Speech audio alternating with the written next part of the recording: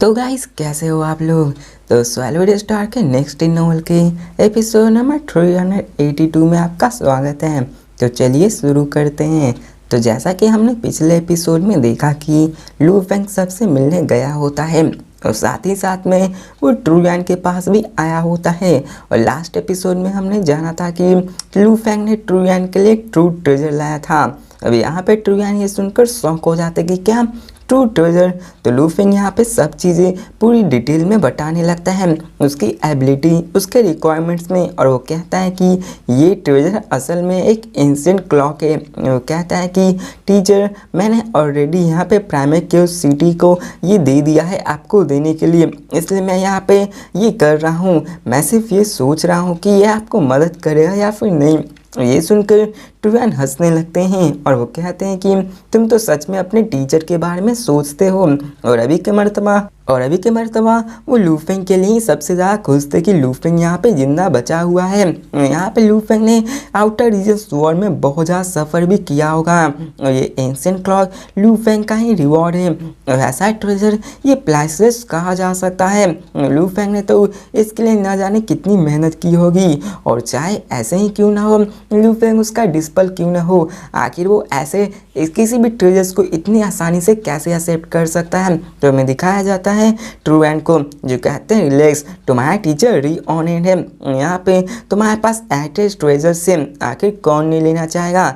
अब यहाँ पे उसके टीचर कहते हैं कि यहाँ पे तुम चिंता मत करो, आखिर किसके पास एक ट्रेजर्स नहीं होता है। आखिरकार उन ट्रेजर्स को बिना प्रोटेक्ट किए बिना आखिर मैं एक इनविंसिबल एम्पर कैसे बन सकता हूँ। तो ये सुनकर तो लू फेंग भी स्टन हो जाता है। यहाँ पे लू फेंग जानता था कि लाइफ फॉर एम्प्रेस 7 ब्लेड डा लॉन्ग ऐसे कई सारे बहुत सारे पावरफुल एम्प्रेस हैं जिनके पास कई सारे ट्रेजर्स मौजूद हैं। और उसके टीचर ट्रू यान तो उन्होंने ट्रिलियंस ऑफ ईयर्स तक जी रखा है, जो कि उनसे भी बहुत ज़्यादा स्ट्रॉन्गर है। उनकी पावर एक नाइट के बराबर है। तो आखिरकार उनके पास कोई ट्रेजर्स क्यों ना होगा। इसके बाद वो कहते हैं कि ये एंशिएंट क्लॉक मेरे पाथ को भी फिट नहीं करता, ये मेरे लिए यूजलेस है। अभी के मर्तबा तुम उस एंशिएंट क्लॉक को अपने पास रखो। तो लू फेंग भी हामी भरता है। अब यहाँ पे लू फेंग इन्हीं सब के बारे में सोच रहा होता है। इसके बाद ट्रू यान उससे पूछते हैं कि क्या तुम अपने घर लौटे। तो लू फेंग कहता है हाँ। जिसके बाद ट्रू यान पूछते हैं कि तुम्हारी फैमिली कैसी है। और यहाँ पे वो जानते थे कि जियो जिन ने ट्रू यान से कांटेक्ट किया था और उसकी फैमिली बहुत ही मुसीबत में होगी। यहाँ पे हमें लू फेंग को दिखाया जाता है, जो कहते हैं कि वो परेशान है, लेकिन अभी के मर्तबा सब कुछ ठीक हो गया है। मैं वहाँ वापस जाऊँगा। और मैंने जब वहाँ वापस गया तो मुझे पता चला कि यहाँ पे मसला जियांटा एम्पर और लू सिंग के फैमिली के साथ है, जो कि मेरे फैमिली को ट्रबल दे रहा था। तो ये सुनकर ट्रू यान कहते हैं कि जियांटा एम्पर आखिर वो कौन है। तो लू फेंग कहता है कि वो कोई और नहीं, वो कुछ ही समय पहले अभी एक एम्पर बना था। तो ये सुनकर ट्रू यान शौक होते हुए कहते हैं कि हाँ मुझे याद आ गया, मेरा लक इतना भी बुरा नहीं है। वो अभी गोल्ड मिस्ट नाइट के अंदर काम कर रहा, उसका मास्टर बन गया है वो। अब यहाँ पे बताया जाता है कि गोल्ड मिस्ट नाइट एक एवरेज नाइट है उन सारी नाइट्स के मुकाबले, और उसके पास कुछ डिस्पल्स मौजूद हैं। यहाँ तक कि जियांटान वो भी उसका डिस्पल बन चुका था। यहाँ पे ट्रू यान शौक होते हुए कहते हैं कि वो एक्चुअली तुम्हारी फैमिली से फाइट करने की डेयर करता है, आके उसको सपोर्ट कर रहा है, उसमें इतनी हिम्मत कैसे आ गई। यहाँ तक कि उसके टीचर गोल्ड मिस्ट भी ऐसा नहीं कर सकते, वो तुम्हें ऑफेंड नहीं कर सकते हैं क्योंकि तुम प्राइमेक्यूस सिटी लीडर के डिस्पल हो। यहाँ तक कि सिटी लीडर भी तुम्हारे लिए अपीयर नहीं होंगे, लेकिन फिर भी तुम्हारे ग्रुप्स ऑफ सीनियर ही काफ़ी हैं उस गोल्ड मिस्ट को यहाँ पे कम्प्लीटली स्केयर कर देने के लिए। तो लू फेंग कहता है कि हाँ आपने सही कहा, मुझे भी यही समझ में नहीं आ रहा है। अब यहाँ पे डिस्पल ऑफ सिटी लीडर जिनमें से कई सारे नाइट्स हैं, जैसे गिवी नाइट्स, गोल्ड हैक्स, और उन सब की पावर उस छोटे मोटे नाइट्स से बहुत ज़्यादा होती है। इसके बाद ट्रू यान को दिखाया जाता है, जो कहता है कि ये लगता है तुम्हारे ऊपर ही दबाव जानना चाहते थे, सबने सोचा कि तुम मर चुके हो इसलिए वो ऐसा कर रहे हैं। तुम्हें इसको चेक करना होगा और उन सबको बहुत ही हेवली पनिश करना होगा, ताकि तुम ऐसे टाइम में तुम एक एग्जाम्पल सेट कर सको कि इतना भी आसान नहीं है। अब लू फेंग भी समझ चुका था कि यहाँ पे उसके डेथ के र्यूमर्स बन गए थे, इसी कारण वो उसके फैमिली के साथ ऐसा हो रहा था। वो जानता था कि उसे आगे बढ़कर इसके खिलाफ कदम उठाना ही होगा। ट्रुयान आगे कहते हैं कि तुम्हारी फैमिलीज़ को तुम्हारी सपोर्ट की ज़रूरत है। अगर तुम यहाँ पे मारे गए तो तुम्हारी फैमिली की स्ट्रेंथ बहुत ज़्यादा कम हो जाएगी। जिसके बाद वो आगे बोलते हैं कि मेरा काहू सीनरीज भी मुझ पर रिलाई करता है। वो जानते हैं कि मैं जिंदा तो हूँ, लेकिन फिर भी मैं उनके नॉर्मल एप मैन अफेयर्स के बीच में नहीं जाता हूँ, उन्हें सिर्फ थोड़ा सा सबक सिखा कर आ जाता हूँ। अब लू फेंग उसको हामी भरता और आगे कहते हैं कि सिटी लीडर ने भी कहा है मुझे ऐसे करने के लिए, और बाद में उन्होंने मुझे बताया कि मुझे sector lord primer region sky mountain को पास आउट करके अपने स्ट्रेंथ को शोकेस करना होगा ताकि सब लोग मुझसे डर के रह सके। तो ट्रुयान कहते हैं कि हाँ, सिटी लीडर ने जो कहा है उसकी बात में सेंस तो बनता है। जिसके बाद वो भी थोड़ा सा शौक होते हुए कहते हैं कि क्या तुम प्राइमर रीजन स्काई माउंटेन को पास कर पाओगे। तो लू फेंग कहता है कि हाँ, शायद मैं कर पाऊंगा। जिसके बाद ट्रुयान कहते हैं कि लेकिन तुम्हें ये पता होना चाहिए कि उस रीजन को पास करने के लिए तुम्हारे पास कम से कम लॉ कॉम्प्रिहेंशन 20 लेवल की होनी चाहिए, जो कि 20 लेवल ऑफ हेवनली ब्रिज होता है। तो लू फेंग स्माइल करने लगता है। तो ये सुनकर ट्रुयान भी समझ जाते हैं और कहते हैं कि फिर तो बहुत अच्छा है, तुम इतने कम टाइम में इतने आगे बढ़ गए कि तुमने तो ऑलरेडी अपने थर्ड सीनियर को भी कैचअप कर लिया। तो लू फेंग यहाँ सिमलेसली कहता है कि वेल, मैं जीनियस हूँ। तो ये सुनकर ट्रुयान भी हंसने लगता है और कहते हैं कि जब तुम प्राइमर के सिटी में जाओगे तो वहाँ से फिर से मेरे लिए कुछ अच्छी वाइन्स को ले आना। तो लू फेंग कहता है कि क्यों नहीं। इसके बाद ट्रुयान आगे कहते हैं कि यहाँ पे स्काई माउंटेन को पास करने पे तुम्हें 100 बिलियन पॉइंट्स मिलेंगे। यहाँ पे कुछ पॉइंट्स को जाया करके तुम वाइन ही ले आओगे, तो इसमें तुम्हारा क्या ही जाता है। अब यहाँ पे ऐसी ही कई सारी बातें होती है जिसको कि मैं स्किप करता हूँ, जो कि ऐसी फ्रेंडली बातें होती है। और फिर हमें दिखाया जाता है कि लू फेंग वहाँ पे पीता है, थोड़ी देर बात करता है और वहीं पे तभी बबाता का मेल आ जाता है, जो कहती है लू फेंग यहाँ पे एक मेल है जो कि चियान टाक की तरफ से आया हुआ होता है। तो ये देखकर लू फेंग फोकस हो जाता है और कहता है कि आखिरकार उस जियान टाक का मेल आ ही गया। यहाँ पे उसके सन लू पिंग और वाइफ जीवजिन ने ये सब जान लिया था, और जिसके बाद वो जियांटा से कांटेक्ट भी कर रहे थे, लेकिन उसके बाद एक भी मेल जियांटा का नहीं आया होता है। दिखाया जाता है लू फेंग को, जो कि उस मेल को खोलता है। अब यहाँ पे ट्रुयान भी बैठे हुए होते हैं और कहता है कि आखिर जियांटा ने क्या कहा। तो लू फेंग स्माइल करते हुए कहता है कि वो पर्सनली मुझे यहाँ पे 9 स्टार बे में मिलना चाहता है ताकि वो अपने क्राइम को कन्फेस कर सके। तो ये सुनकर ट्रुयान उससे कहते हैं कि वो एक्चुअली ऐसा चीज़ करना चाहता है। लगता है कि उसे अपने लाइफ के बारे में पता चल गया है। उसे पता था कि यहाँ आउटर रीजन्स में अपने एलाइज को मारना फॉरबिडन है, इसलिए वो ऐसा करना चाह रहा था। और यहाँ पे तुम्हें मारने के लिए कोई भी उसके पास रास्ता नहीं बचा था। यहाँ पे वो अपर एचलेंस के साथ भी ऐसा नहीं कर सकते हैं, क्योंकि वो भी तुमसे भिड़ना नहीं चाहेंगे। इनकी मैनेजमेंट भी बहुत ही सिंपल थी। अब यहाँ पे लू फेंग कहता है कि हाँ, एटीट्यूड ही अकेला काफ़ी नहीं होता। जिसके बाद वो कहता है कि टीचर, मैं यहाँ पे आपके साथ वाइन को फिनिश करता हूँ, फिर मैं वहाँ उसके पास जाऊँगा। आशा करता हूँ कि ये लेट नहीं होगा। तो ट्रुयान कहते हैं कि हाँ, तुमने सही कहा, उसको थोड़ा सफ़र करने दो। जिसके बाद वो लोग पीने लगते हैं और फिर ऐसे ही वहाँ पे थोड़े दिन बात भी करते हैं। फिर हमें सीन चेंज कर which one was Black Dragon Mountain 9 Star Bay का सीन दिखाया जाता है, जहाँ पे फैमिली लीडर तो लू फेंग वहाँ पे नहीं होता है और अभी जियांटा भी वहाँ पे आ चुका होता है। और वो कहता है कि यहाँ पे अभी तक आया नहीं है। यहाँ पे हमें दिखाया जाता है कि कुछ बंदे भी आए होते हैं, जिनमें से वही गोल्ड आर्मर जियान जो कि एलिफेंट जैसा होता है वो भी होता है, और वो लोग अभी गेस्ट रूम में रुके हुए होते हैं। अब यहाँ पे लू फेंग का गेस्ट रूम भी अलग अलग लेवल्स में सेपरेट किया गया होता है। एक तो नॉर्मल गेस्ट रूम, और जिस रूम में जियांटा रुका हुआ था वो असल में एक नॉर्मल गेस्ट रूम था, जो कि एक एम्पायर के लिए बहुत ही इंसल्ट की बात थी। अब यहाँ पे हमें जियांटा को दिखाया जाता है, जो कि थोड़ा सा गुस्सा भी होता है और यहाँ पे वो नाराज़ भी होता है, लेकिन उसे पता था कि वो यहाँ कुछ नहीं कर सकता था, और वो अंदर ही अंदर बहुत ज़्यादा घबराया हुआ था। और कहता है कि लगता है लू फेंग मुझसे बहुत ज़्यादा गुस्सा है, बिना किसी ऑर्डर के यहाँ पे कोई भी उसको ऐसे ट्रीट नहीं कर सकता है। और वो कहता है कि आखिरकार लू फेंग ऐसे कैसे कर सकता है, मैं हूँ भी तो एक एम्पायर, यहाँ पे आखिर कोई भी स्टाफ मेरे लिए वेट क्यों नहीं कर रहा है। यहाँ पे सिर्फ एक सोल स्लेव यहाँ पे राइड कर रहा है और ये सिर्फ एक नॉर्मल प्लेस है, यहाँ तक कि चाय भी ठंडी हो गई है, लेकिन यहाँ पे वो लोग ऐसे ही वेट कर रहे होते, वो लोग कुछ कर भी नहीं पा रहे होते हैं। और अब फिर हमें सीन चेंज कर दिखाया जाता है कि यहाँ पर एचलैंग जो कि लू फैमिली के होते हैं उस मेंशन में वो इंतजार कर रहे होते हैं और गोंग जिन लैंड को दिखाया जाता है जो कहते हैं कि जियान टान यहाँ पे मौजूद है और वो अभी वहाँ पवेलियन में बैठ के चाय पी रहा है, लेकिन वो आफ्टर ऑल एक एम्पर है, हम लोग उसको इतनी बुरी तरीके से ट्रीट नहीं कर सकते हैं। तो जीजून स्माइल करते हुए कहते हैं कि मॉम यहाँ पे कोई दिक्कत की बात नहीं है, ये सब लू फैंग ने मुझसे कहा है। तो ये सुनकर गोंग जिन लैंड कहती है कि लेकिन फिर भी मैं समझी नहीं, आखिरकार एक एम्पर को ऐसे हम कैसे कर सकते हैं, हमारे गानू यूनिवर्स के कंट्री लीडर भी उनके पास एक भी एम्पर नहीं।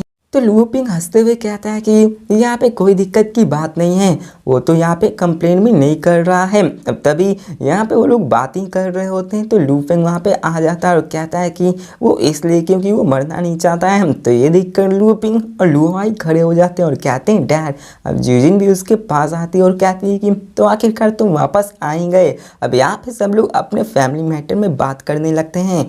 तो गाइज अगर आपको मैं वॉइस में अगर थोड़ी कोई प्रॉब्लम दिख रही हुई तो उसके लिए सॉरी, क्योंकि ठंड का मौसम आ रहा है और थोड़े से गले में भी प्रॉब्लम होने लगी है क्योंकि थोड़ी सर्दी भी हो चुकी है, तो इसलिए एडजस्ट करना, कुछ दिनों में ठीक हो जाऊंगा फिर से तो अच्छी क्वालिटी की वॉइस आने लगेगी। यहाँ पे सब लोग बातें करने लगते हैं और लू फेंग कहता है कि चलो मैं यहाँ पे टियानजा से डील करने जा रहा हूँ, फिर इसके बाद हम लोग यहाँ पे रियूनियन डिनर भी करने वाले हैं और मैं यहाँ पे ज़्यादा लंबा इंतज़ार नहीं करने वाला हूँ। और फिर लू फेंग वहाँ से निकल जाता है और अब फिर हमें दिखाया जाता है उसी सीन को जहाँ पे जियान टान ठंडी चाय को बड़े ही मज़े से पी रहा होता है। असल में मज़े से तो नहीं पी रहा था, लेकिन वो बहुत ही चिंतित था। और तभी वहाँ पे एक बंदा उड़ते हुए आता है और उसे देखकर तो जियान टा भी खड़ा हो जाता है और इस्तेमाल करने लगता है। वो कोई और नहीं लू फेंग होता है। अब वो यहाँ पे लू फेंग के क्लोज आता है, वो कहता है योर मैजेस्टी लू फेंग, ये सारी इंसिडेंट्स हमारे लूसी फैमिली की एक साइड है और मैं इसके लिए आपसे तहे दिल से यहाँ पे माफ़ी मांगता हूँ। तो लू फेंग उससे कहता है कि क्या तुम अपोलोजाइज करना चाहते हो। अब यहाँ पे देखा जाए तो लू फेंग सब चीज़ जानता था और लू फेंग चाहता तो आराम से इसको एक ही बार में सेटल कर सकता था, लेकिन लू फेंग ऐसा नहीं करना चाहता था और वो उसे अच्छा सबक सिखाना चाहता था। अब जियान टान कहता है कि यहाँ पे योर मैजेस्टी लू फेंग, मैं पर्सनली आपसे यहाँ फॉरगिवनेस के लिए आया हूँ, लेकिन मैं आपको एक चीज़ बता देना चाहता हूँ। तो लू फेंग बैठते हुए कहता है कि बोलो तुम क्या कहना चाहते हो। तो जिसके बाद वो कहता है कि मैं ये बिलीव करता हूँ कि हमारी फैमिली बहुत ही लंबे अरसे पहले से बनी हुई है और ये कई लंबे अरसे से अपने ट्रेनिंग में भी थी और मैं यहाँ पे कई फैमिली मैटर्स को अटेंड भी नहीं कर पाया और मैं उसको मैनेज नहीं कर पा रहा था। और यहाँ पे कई सारे फैमिली यूजुअली अपने मैनेजर्स को हाई करते हैं और उन्हीं सब के कारण ये सब हुआ है। जिसके बाद वो आगे कहता है कि अभी के मर्तबा मेरी 7th जनरेशन ग्रैंडसन यही इस फैमिली को मैनेज कर रही है। वो थोड़े स्ट्रांग है और उनमें थोड़ी मैनेजमेंट एबिलिटी भी है और वो एक नॉर्मल अंडाइंग है, लेकिन पिछले वक्त जब मैं ट्रेनिंग में गया हुआ था तो शायद उसी ने ये सब किया था और उसने मुझसे हर एक चीज़ छुपाई कि आपके फैमिली के साथ ऐसा हुआ है। अब इसके बाद जियान टान आगे कहने लगता है कि जब आप अपीयर हुए तभी जाके उसने मुझसे बात की, वो बहुत ही डरा हुआ था, यहाँ पे उसके चलते पूरे फैमिली पे भी यहाँ दिक्कत आ सकती है क्योंकि वो मेरा एक डिसेंटेड था, इसलिए मैंने उसके मेल को चेक किया और मुझे पता चला कि ऐसा ऐसा दिक्कत है। तो मैं यहाँ पे आपके पास आया हूँ इन सारी चीज़ों को सेटलमेंट करने, क्योंकि आखिर में मेरी फैमिली आपके इस बड़े से फैमिली को कैसे यहाँ पे ऑफेंड कर सकती है और यहाँ पे मुझे लगता है कि वो हमारे पूरे लूसी फैमिली को डिस्ट्रॉय करना चाहता है। वो आगे कहता है कि इसी कारण मैं यहाँ पे अपने गॉड कंट्री को यूज़ करके टेलीपोर्ट करके यहाँ पे आ गया हूँ ताकि मैं आपको देख सकूँ। और यहाँ पे वो स्माइल करने लगता है। यहाँ पे लू फेंग तो आराम से बैठ के उसकी बातें को सुन रहा होता है और इसके बाद लू फेंग वहाँ पे उसकी तरफ देखते हुए कहता है कि क्या तुम्हारा हो गया है। तो ये सुनकर जियान टान कहता है कि योर मैजेस्टी, मैं मानता हूँ कि मैं अपने फैमिली के मैनेजमेंट में स्ट्रिक्ट नहीं हूँ और इसी कारण ये हुआ है, लेकिन ये मैटर है इसलिए मैं एक एम्पर हूँ। और वो कहता है कि मैं तो अभी अभी जस्ट एक एम्पर बना हूँ और यहाँ पे मेरे पास कोई हिम्मत नहीं है कि मैं आपको ऑफेंड कर सकूँ। तो लू फेंग उसकी तरफ देखते हुए कहता है कि तुम तो बहुत ही बेकार हो। अब यहाँ पे हमें दिखाया जाता है जियान टान को जो कहता है कि मैं मानता हूँ कि मैं गिल्टी हूँ, लेकिन ये सब मेरे कहने के मुताबिक नहीं हुआ है। मैं जानता हूँ कि यहाँ पे कई सारे रेसेस भी आपको सर्च कर रहे हैं, लेकिन मैं तो एक छोटा मोटा एम्पायर हूँ और मैं यहाँ पे आपके खिलाफ ऐसा करने की सोच भी नहीं सकता हूँ। अब यहाँ पे दिखाया जाता है कि ऐसे ही वो भीख मांगने लगता है कि उसे छोड़ दिया जाए और लंबी चौड़ी भाषण देता है, तो इसको मैं स्किप करता हूँ। लू फेंग उसकी तरफ देखने लगता है। अब दिखाया जाता है कि यहाँ पे जियांटा वो कहता है कि प्लीज़ मुझे माफ़ कर दीजिए। उसी के साथ वो अपने पास से एक वर्डिंग या फिर कुछ निकालता है जिसमें कई सारे आइटम्स होते हैं और वो टेबल पे रख देता है। अब ये सब जो आइटम्स होते हैं वो असल में इस झगड़े को निपटाने के लिए होता है कि वो लू फेंग को लालच देगा या फिर कुछ देकर मना लेगा। तब यहाँ पे लू फेंग को दिखाया जाता है जो कि उन सब चीज़ों को देखने लगता है, जो कि थोड़ा सा जनरस अमाउंट था, लेकिन लू फेंग उसकी तरफ कोली वॉइस में कहता है कि क्या तुम्हारा हो गया। अब ये सुनकर तो वो भी शॉक हो जाता है और कहता है कि प्लीज़ मैजेस्टी आप यहाँ पे कुछ कहिए। तो लू फेंग उसकी तरफ घूर कर देखते हुए कहता है कि मैं बिल्कुल भी केयर नहीं करता कि आखिर तुम्हारी लूसी फैमिली में क्या हुआ। मेरा यहाँ पे कोई भी लेना देना नहीं है। मैं बस इतना जानता हूँ कि तुम्हारी लूसी फैमिली ने मेरी फैमिली को ऑफेंड करने की कोशिश की और यहाँ पे मुझे ब्लेम मत कहना कि मैंने तुम्हें कोई जीने का चांस नहीं दिया। ये यूनिवर्स हमेशा किसी एक को सर्वाइव का चांस ज़रूर देता है और मैं भी तुम्हें एक चांस दूंगा।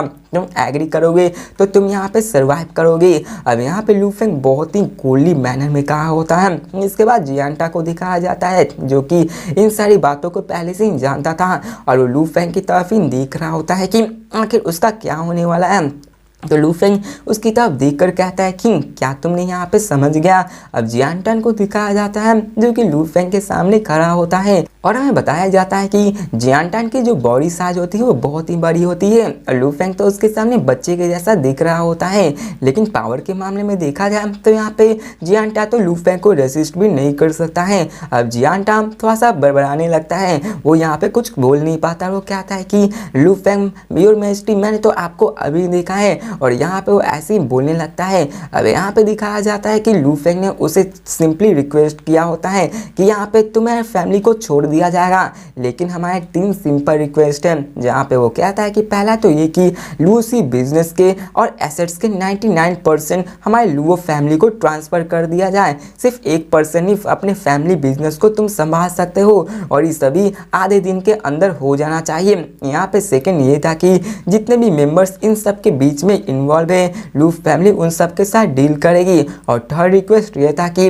उनको 1 बिलियन मिक्स्ड एलिमेंट्स कंपनसेशन के रूप में देना होगा। देखा जाए तो 1 बिलियन मिक्स्ड एलिमेंट्स कुछ ज़्यादा ही कम नहीं मांग लिया लू फेंग ने, कम से कम 100 बिलियन तो मांगना चाहिए था। लू फेंग उसकी तरफ देखते हुए कहता है कि अगर तुम्हारे फैमिली के पास 99% एक्सेस भी गंवानी क्यों न पड़ जाए, लेकिन फिर भी तुम अपने 1% के साथ सर्वाइव कर सकते हो। और मैं यहाँ पे सिर्फ उन्हीं मेंबर्स को इन्वॉल्व करना चाहता हूँ जो इन सारे स्कम्स में हैं। अब इन सब के स्कम के कारण तुम आराम से अपने फैमिली को ग्रो कर सकते हो। और बात रही 1 बिलियन मिक्स्ड एलिमेंट्स की, तो तुम एक लो लेवल एम्पायर हो, तुम इसको जरूर अफोर्ड कर सकते हो। और वो आगे कहता है कि मेरी यही 3 रिक्वायरमेंट्स हैं जो कि तुम्हें पूरी करनी है और मैं यहाँ पे तुम्हें फोर्स भी नहीं कर रहा हूँ और यहाँ पे मैंने ऑलरेडी अपनी काइंडनेस को शो कर दिया है। यहाँ तो जियांटा को दिखाया जाता है जो कि लगभग रोने ही वाला है और वो यहाँ पे कहता है कि लू फेंग काइंडनेस दिखाने वाला है। माय गॉड, उसने तुम्हें 99% फैमिली के एसेट्स को भी लिया है जो कि मैंने काउंटलेस ईयर से यहाँ पे बना के रखा हुआ है और वहाँ पे एक ही झटके में ये सब चला जाएगा। अब यहाँ पे जियांटा को दिखाया जाता है जो कि लू फेंग की तरफ भीख मांगते हुए देख रहा होता है और कहता है कि योर मैजेस्टी लू फेंग, मैं सिर्फ एक लो एम्पायर हूँ जहाँ पे कई सारे पाइनिकल ऑफिसर्स हैं। मेरे पास अगर पूरी वेल्थ को भी मिला दिया जाए तो वो भी सिर्फ 100 मिलियन मिक्स्ड एलिमेंट्स के बराबर है। मैं आपसे थोड़ा सा स्ट्रॉन्गर हूँ। अगर मैं अपने साइड ट्रेड्स को भी बेच दूँ तो यहाँ पे इन सबको कवर अप कर पाना बहुत ही मुश्किल होगा। मेरी बस एक ही रिक्वेस्ट है, मैं यहाँ पे नेचुरली बेस्ट करूँगा अपना और मैं सिंपली इसे अब ये सुनकर अब यहाँ से आगे वो कुछ बोल पाता। लू फेंग उसकी तरफ एकदम कोली लुक में देखने लगता है जिसको देखकर तो जियांटा भी कम्प्लीटली साइलेंस हो जाता है, वो कुछ भी बोल नहीं पाता। लू फेंग कहता है कि याद रखो ये 3 रिक्वायरमेंट्स है और तुम ये तीनों रिक्वायरमेंट्स को पूरा करना ही होगा। अगर तुम इसे पूरा नहीं करोगे तो तुम इसके कॉन्सिक्वेंस को जानते होगे। अब यहाँ तो जियांटा पूरे पसीने में डूब चुका था और वो कहता है कि मैं समझ गया। लू फेंग कहता है कि जाओ, मैं तुम्हें सिर्फ 7 दिन का समय देता हूँ ताकि तुम 1 बिलियन मिक्स्ड एलिमेंट्स को जमा कर सको। और रही बात यहाँ पे अपने एसेट्स को ट्रांसफ़र करने के लिए, तो तुम्हारे सिर्फ पास सिर्फ आधे दिन ही मौजूद है। यहाँ पे वो इसके लिए मान जाता है और उसके पास कोई और चॉइस भी नहीं होता। अब लू फेंग उसको जाते हुए देख रहा था। अब यहाँ पे हमें पता चलता है कि लू फेंग ने ऑलरेडी आउटर रिजन्स वॉर्स में सब चीज़ देख लिया था और वो जानता था कि एक लोअर एम्पायर की कितनी वेल्थ होती है। इसी कारण उसने इतना ही मांगा, नहीं तो वो और भी मांग सकता था। बात रही अगर वो एक नाइट का डिस्पल है तो उसके लिए 1 बिलियन जमा करना इतना भी हार्ड नहीं है, क्योंकि एक नाइट के लिए 1 बिलियन कुछ नहीं होता। और आप हमें सीन चेंज कर वर्चुअल वर्स के गोल्ड मिस्ट कंटेंट के लूसी फैमिली के लग्जरियस विला का सीन दिखाया जाता है, जहाँ पे सब लोग एकदम चुप होते हैं और जियांटा अकेले अपने थ्रोन पे बैठा हुआ होता है और उसके एक्सप्रेशन भी देखने लायक होता है। और वो अभी तो गुस्से में भी होता है, बहुत ही रिग्रेट कर रहा होता है कि आखिर उसने ऐसा क्यों ही किया। अगर यहाँ पे वो लालची नहीं बनता और ऐसा नहीं करता तो यहाँ पे वो इन सब के पीछे नहीं पड़ता, उसकी फैमिली ऐसी नहीं होती उसकी हालत। और वो अपने अपने कर्ज में ही करते हुए कहता है कि ये गैम्बल असल में एक फेलियर रहा। अब उसने सोचा था कि वो लू फैमिली को लूट लेगा, लेकिन ऐसा हुआ नहीं है। इन सब के बारे में ही देखने लगता है। अब यहाँ पे वो आगे कहता है कि यहाँ पे सिर्फ लू फैमिली ही इन्वेट कर सकती, मुझे कुछ ना कुछ करना ही होगा, नहीं तो मेरी फैमिली तबाह हो जाएगी और मुझे 1 बिलियन मिक्स्ड एलिमेंट्स का भी यहाँ बंदोबस्त करना होगा। वो जानता था कि लू फेंग कैसा है, अगर यहाँ पे उसने कुछ नहीं किया तो उसकी पूरी फैमिली डिस्ट्रॉय हो जाएगी। अब यहाँ पे वो बैठा हुआ होता है और वहाँ पे 7 जनरेशन के जितने भी डिसेंडेड होते हैं वो सभी आके उनके सामने झुक जाते हैं और वो जियांटा को फैमिली लीडर कह के बुलाने लगता है। अब यहाँ पे हंड्रेड्स यहाँ पे जो कि अपर एचलेंट होते लूसी फैमिली के वो सभी उसके सामने झुक जाते हैं। जियांटा को दिखाया जाता है जो कि पहले से ही गुस्से में था और वो इस बात से क्लियर था कि लू फेंग उसका बहुत कुछ बिगाड़ सकता है। और वो कहता है कि अगर उसने मुझे फोर्स किया तो मैं यहाँ पे अपने टीचर के साइड में चला जाऊँगा। अगर देखा जाए तो एक छोटा मोटा प्रॉब्लम है, लेकिन फिर भी टीचर के पास जो पावर है उसके हिसाब से मैं टीचर को वो ऑफेंड नहीं कर सकता, क्योंकि वो एक नाइट है और लू फेंग में इतनी हिम्मत नहीं है कि वो एक नाइट को ऑफेंड कर सके।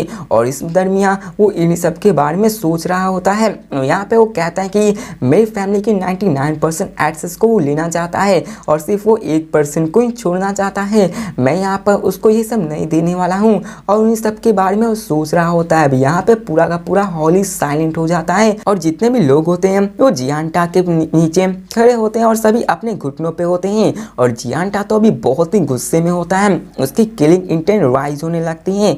अब दिखाया जाता है कि वो आगे कहता है कि यहाँ पे हमें ब्लैक ड्रैगन माउंटेन 9 स्टार बे में एक टीम को ऑर्गेनाइज करो और लू फैमिली के पास जा, मैं 99% जितने भी लू फैमिली के एसेंस से उसको ट्रांसफ़र कर दूँ। यहाँ पे वो जानता था कि उसे ये करना ही होगा। तो यहाँ पे जितने भी बंदे होते हैं वो सभी शॉक हो जाते हैं कि क्या 99%, वो तो यहाँ पे हमसे साफ साफ चोरी कर रहा है, आखिर वो कैसे कर सकता है। तो जियांटे कहता है कि चुप रहो। तो ये सुनकर सब लोग चुप हो जाते हैं और चिल्लाते हुए कहता है कि ये तो बस शुरुआत है, आखिरकार हम यहाँ कर भी क्या सकते हैं उसको रोकने के लिए। क्या तुमने यहाँ पे मुझे एक भी चीज़ बोला था और ये सब तुम सब की वजह से हो रहा है। यहाँ पे वो कहता है जल्दी करो, यहाँ पे एक टीम बना। तो सब लोग ऐसा ही करते हैं और अब फिर हमें सीन चेंज कर लू फेंग को दिखाया जाता जो कहता है कि लगता है लुओ सिंह फैमिली ने सबमिट कर दिया है।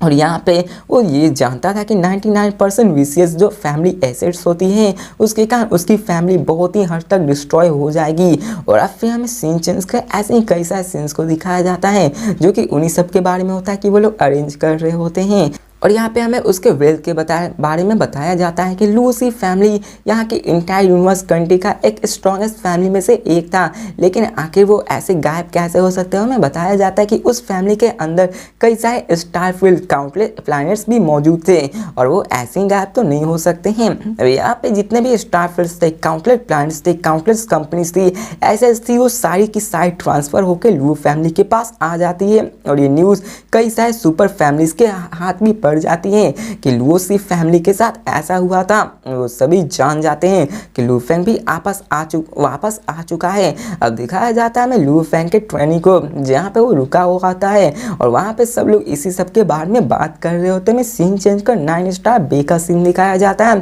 जहाँ पे लू फैमिली की जितने भी मेंबर्स होते वो वहाँ पे आए हुए थे, इंक्लूडिंग उसका ब्रदर लू हुआ, उसकी वाइफ और उसके बच्चे भी। और ये सब इन सब के बारे में बात कर रहे होते हैं। अब बताया जाता है कि लुओ हुआ उसकी एक वाइफ आ चुकी है और उस वाइफ के पास अभी उसके 9 बच्चे थे। अब उनका नाम नहीं बताया गया है तो मैं यहाँ पे बताऊंगा नहीं। अब लू फेंग खड़ा होता है और यहाँ पे सबसे हंस के बात कर रहा होता है। लू फेंग कहता है कि मैंने तुम्हें यहाँ पे बहुत ही लंबे अरसे से नहीं देखा है और तुम तो बहुत भी बड़े हो गए हो और तुम्हारे पास कुछ बच्चे भी आ गए हैं। तो यहाँ पे लुओ हुआ हंसते हुए कहता है कि आप 6000 सालों से गायब थे। तो जिजिन भी लू फेंग की तरफ देख रहे होते हैं। अब लू फेंग यहाँ पे स्टन हो जाता है। यहाँ पे लू फेंग की गलती थी कि वो अपने फैमिली पे इतना ध्यान नहीं दे पा रहा था और जिजिन को भी दिखाया जाता है जिसकी फिजिक्स बदल चुकी थी और यहाँ पे वो अभी चिल्ड्रन को बियर नहीं कर सकती, मतलब वो अभी माँ नहीं बन सकती हैं, लेकिन फिर भी उनकी फैमिली खुश थी। अब लू फेंग जिजिन वहाँ पे थोड़ा सा बात करते हैं। यहाँ पे फैमिली डिस्कशन है तो इसको मैं स्किप करता हूँ और अब फिर हमें सीन चेंज कर आउटर रीजन स्वॉर्ड के एंशिएंट स्टार टावर का प्लेस दिखाया जाता है, जहाँ पे प्लेस में लू फेंग यहाँ पे वर्चुअल वर्स में हेवी एरो को ऑर्डर देता है और वो कहता है हेवी एरो क्या तुम मेरे लोकेशन को सेंस करके अपने गॉड कंट्री से टेलीपोर्ट करके यहाँ पे आ सकते हो। और हमें कुछ ही सेकंड बाद का सीन दिखाया जाता है जहाँ पे हेवी एरो वहाँ पर टेलीपोर्ट करके आ भी जाता है और वो लू फेंग के सामने झुककर उसको ग्रीट करता है और लू फेंग यहाँ पे हामी भरता है। अब यहाँ पे उसको टियान चेन के बारे में अच्छे से याद था कि कैसे उसने यहाँ पे उसे धोखा दिया था और वो उन सब के बारे में याद कर रहा होता है। लू फेंग यहाँ पे दिखाया जाता है कि वो इन सब के बारे में बात कर रहा होता है। अब यहाँ पे लू फेंग हेवी एरो से पूछता है कि उस दरमियान टियान चेन को जो मैटर था क्या उसने अपने आप को रिवील किया। तो हेवी एरो उससे कहते हैं कि मास्टर उसने ऐसा नहीं किया, अगर यहाँ पे आपने उस वक्त मुझे वार्न नहीं किया होता तो यहाँ पे मैं उसके इस स्कीम के बारे में डिस्कवर नहीं कर पाता और मैं यहाँ पे उसको केयरफुली एब्जॉर्ब कर रहा था, जिसके बाद मैंने देखा कि क्यू एम्पर वो मारा जा चुका है और उसके डेथ के बाद मैं वहाँ से कम्प्लीटली भाग आया। यहाँ पे डेमन कैंप वो मेरी तरफ आ रहे थे जिसकी वजह से मुझे वहाँ से निकलना पड़ा और टियान चेन थ्योरी में देखा जाए तो वो एक मरा हुआ घोषित कर दिया था, लेकिन फिर भी वो उसमें सर्वाइव कर पाया था। यहाँ पे लू फेंग हामी भरता है और यहाँ पे वो सारे प्लान बनाने लगता है और लू फेंग कहता है स्टार टावर, यहाँ पे मुझे एक ह्यूमन अनडाइंग के बारे में सर्च करना है। यहाँ पे देखा जाए तो स्टार टावर बहुत ही पावरफुल ट्रेजर है जिसके कारण लू फेंग उसकी मदद से किसी भी इंसान का पता लगा सकता है। लू फेंग ऐसा ही कर रहा होता है। फिर सीन चेंज कर यहाँ दिखाया जाता है कि कई सारे सेल स्टार उस प्लेस के जगह रिवॉल्व करने लगते हैं और लू फेंग टावर के साथ कम्युनिकेट कर रहा होता है और हेवी एरो वहाँ पे खड़ा होता है। यहाँ पे उसकी वजह से लू फेंग आराम से जान पाया था कि उस टावर में टोटल 359 ह्यूमन अनडाइंग्स बीइंग मौजूद हैं। अब लू फेंग टावर से कनेक्ट था तो टावर में जितने भी बंदे होंगे लू फेंग उन सब के बारे में जानकर पता लगा सकता था। लू फेंग इसी मदद से टियान चेन का भी पता लगाने वाला था। अब लू फेंग उन सब की इंफॉर्मेशन अपने माइंड में डालने लगता है और सबकी यहाँ पे बातें भी उसके ट्रेनिंग हर एक चीज़ अपने अपीयर होने लगती है। लू फेंग उन सबको जान सकता था। अब लू फेंग उन सबको क्विकली स्कैन करता लेकिन पता चलता है कि वहाँ पर टियान चेन तो मौजूद ही नहीं है और वो कहता है स्टार टावर उसको अच्छे से केयरफुली एग्जामिन करो और यहाँ पे जो मेरे आर्म में जो पर्सन है ना उसकी इमेज को देख के उसका पता लगा कि यहाँ पे टियान चेन है या फिर नहीं। तो यहाँ पे स्टार टावर कम्युनिकेट करते हुए कहते हैं कि यहाँ पे ऐसा कोई भी पर्सन नहीं है, वो 1800 ईयर्स पहले ही जा चुका था। तो ये सुनकर लू फेंग घूरने लगता है और क्या वो ऑलरेडी यहाँ से जा चुका है। तो हैवी एरो को दिखाया जाता है और कहते हैं कि मास्टर क्या हम लोग टियान चेन से डील करने वाले हैं। तो लू फेंग कहता है कि लेकिन वो अभी इस टावर में मौजूद नहीं है, वो वहाँ से निकल चुका है। और लू फेंग को भी नहीं पता होता है कि आखिर वो गया कहाँ, आखिर वो किस आउटर रीजन्स वर्ल्ड में मौजूद होगा, क्या वो ह्यूमैनिटी में वापस भी आया या फिर नहीं। लेकिन लू फेंग को दिखाया जाता है जो कहता है बहुत अच्छे, जबकि तुम जा चुके हो तो ये मेरे और भी अच्छा है, मैं तुम्हें अभी भी मार सकता हूँ। तो यहाँ हैवी एरो उससे पूछते हैं कि मास्टर आखिर हमारा मैं नेक्स्ट मूव क्या होने वाला है। तो वो स्माइल करते हुए कहता है कि ज़्यादा परेशान मत हो, हालांकि वो एक होंग अलायंस का यहाँ पे मेंबर है, वो यहाँ पे कई सारे फ्रेंड्स भी वहाँ जरूर होंगे और वो उन सबको कांटेक्ट भी करता होगा और इसके कारण मुझे यहाँ बहुत ही आसानी होगी उसको ढूंढने के लिए। तो यहाँ पे तुम चिंता मत करो। अब लू फेंग वहाँ से निकल जाता है और उस वॉच सील की तरफ आता है और कहता है कि मुझे अभी और भी सोल स्लिप्स की ज़रूरत है। तो गाइस इसी के साथ ये वीडियो भी ख़त्म होती है। तो मिलते हैं नेक्स्ट पार्ट में जो कि बहुत ही जल्दी अपलोड होने वाला है। तब तक के लिए बाय।